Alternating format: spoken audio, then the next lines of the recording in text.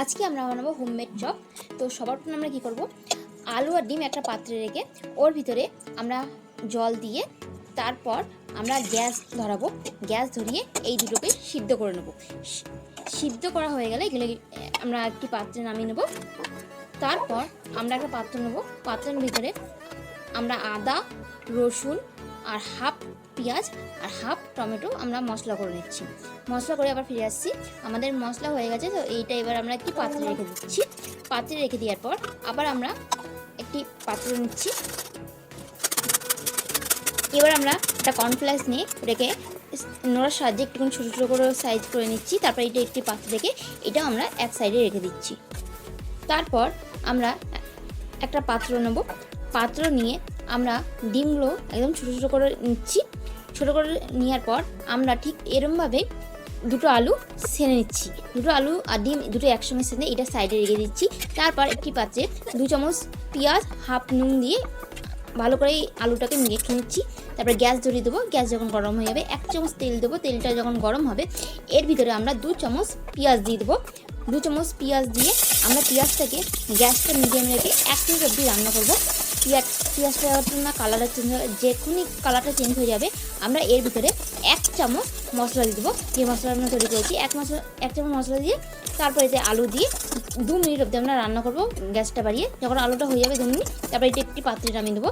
তারপর আমরা আবার কড়াইয়ে তেল দিয়ে দেবো। পরিমাণ মতো কড়াইয়ে তেল দিয়ে আমরা বেগুনি করবো। তার জন্য বেগুনগুলো আমরা কড়াইয়ে দিয়ে 1 মিনিট অবধি গ্যাসটা বাড়িয়ে ভাজবো। 1 মিনিট হয়ে গেলে আমরা এটা একটি পাত্রে নামিয়ে নেবো। তারপর আমরা ব্যাটার বানাবো। ব্যাটারের জন্য আমি 1 বাটি বেসন নিয়েছি। 1 বাটি বেসনের মধ্যে আমি এতে দিচ্ছি স্বাদ অনুযায়ী 1 চামচ 1 থেকে 1.5 চামচ আমি কর্নফ্লাওয়ার নিয়ে নিচ্ছি।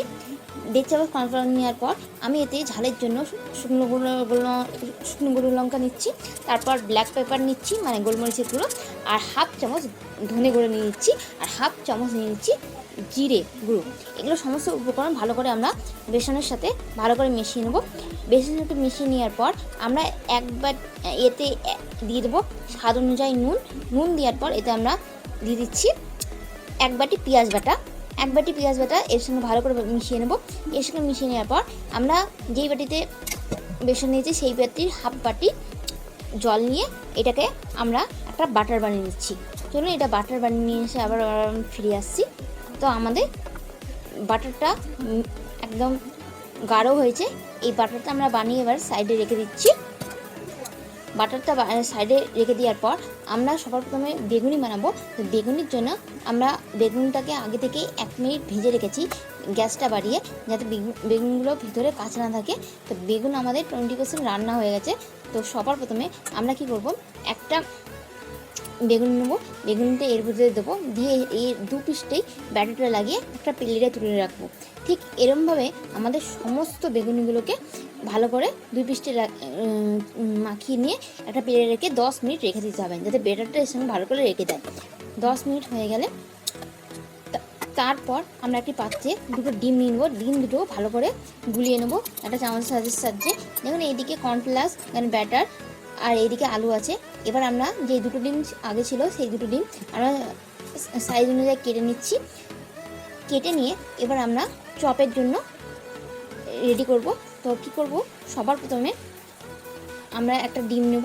ডিমের ভিতরে আমরা ব্যাটার লাগাবো। ব্যাটারের পর আমরা এটা কর্নফ্লেক্সে বা ডিমে দেব।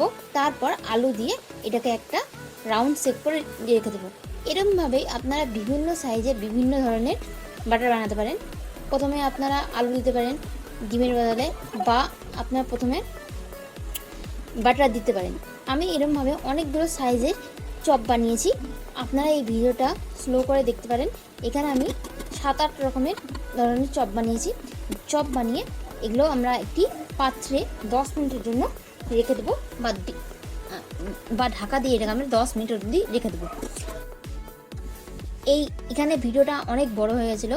এই ভিডিওটা কমসে কম 20 মিনিটের মতন ভিডিও হয়ে গেছিলো। আমি এত ভিডিও বানাতে চাইনি, আমি ছোটো ভিডিও বানিয়েছি, তার জন্য আমি এটা ছোটো করে দিয়েছি। এরকমভাবে আমরা সমস্ত ডিম এবং আলুগুলো বাটারের সঙ্গে ইউজ করবো। এটা বানিয়ে এটা আমরা একটা সাইডে রেখে দেবো। তারপর যেটুকু বাটার আর আলু আছে সেইটার ভিতরে আমরা কী করবো, একটা মাছ নিয়ে মাছের গায়ে ভালো সরষের তেল মাখিয়ে দেবো। তেল মাখিয়ে এর ভিতরে মশলা, নুন, হলুদ ভালো করে এর সঙ্গে মিশিয়ে দেবো, আর এর ভিতরেও মশলা দিয়ে দেবো। এটা মাখিয়ে নেওয়ার পর এটা আমরা সাইডে রেখে আমাদের যে ডিমটা আছে এই ডিমের ভিতরে 1 চামচ কর্নফ্লাওয়ার দিয়ে দেবো। 1 চামচ কর্নফ্লাওয়ার দিয়ে ডিমটা ভালো করে মিশিয়ে নেবো। মিশিয়ে নিয়ে এই মাছের উপরে এইটাকে ভালো করে ডিমটা মিশিয়ে নেবো। মিশিয়ে নিয়ে এটা ফ্রিজে আমরা 10 মিনিটের জন্য রেখে দেবো। তারপর আমরা গ্যাস জ্বলিয়ে বেগুনিগুলো 1 মিনিট ভেজেছি, তো আমরা আর 1 মিনিট 30 সেকেন্ড ধরে 1 মিনিট টোটাল ভাজবো। ভেজে এগুলো একটি পাত্রে নামিয়ে নেবো। তারপর আবার আমরা তেল দেবো। তেলটা যখন গরম হয়ে যাবে আমরা একে একে গ্যাসটা একদম পুরো কমিয়ে আমরা একে একে সমস্ত চপ দিয়ে দেবো। চপ দিয়ে গ্যাসটা একদম কমিয়ে এইগুলো আমাদের চারিদিকে ভেজে নিতে হবে 4 থেকে 5 মিনিট ধরে। আস্তে একদম গ্যাসটা লো দিয়ে গ্যাসটা যখন একদম বেরিয়ে যাবে, মানে গ্যাসটা যখন তেলটা একদম গরম হয়ে যাবে, গ্যাসটা একদম কমিয়ে আমাদের চপ দিতে হবে। চপটা দিয়ে আমাদের এটাকে 5 থেকে 4 মিনিট রান্না করতে হবে, যতক্ষণ এর কালারটা চেঞ্জ হয়। আর গ্যাসটা সবসময় কমিয়ে রাখবে, তাহলে এর ভিতরের যে চপগুলো যেগুলো সিদ্ধ হবে না। এরকমভাবে আমাদের বাকি সমস্ত চপ ভেজে নেব। আমি অনেক ধরনের ডিজাইন আর অনেক ধরনের ভাবে এই চপগুলো বানিয়েছি। যখন এই চপগুলো বানানো হয়ে যাবে তখন আমরা আবার কড়াই বসিয়ে দেবো।